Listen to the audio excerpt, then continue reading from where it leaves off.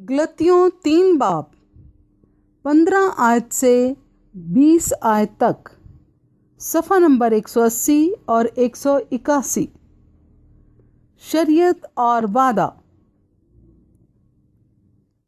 ऐ भाइयों, मैं इंसान के तौर पर कहता हूँ, अगरचे आदमी ही का अहद हो, जब उसकी तस्दीक हो गई तो कोई उसको बातिल नहीं करता और ना उस पर कुछ बढ़ाता है।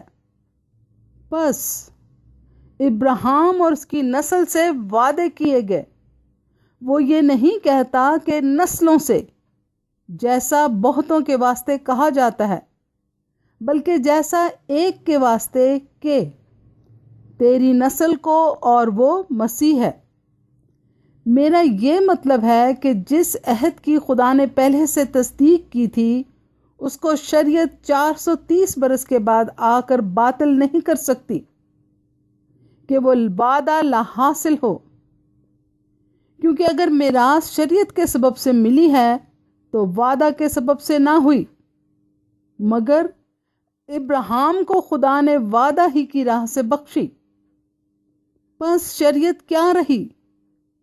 वो नाफरमानियों के सबब से बाद में दी गई कि उस नस्ल के आने तक रहे जिससे वादा किया गया था, और वो फरिश्तों के वसीला से एक दरमियानी की मार्फत मुकर्रर की गई।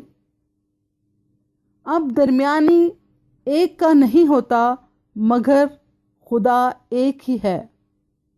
आमीन।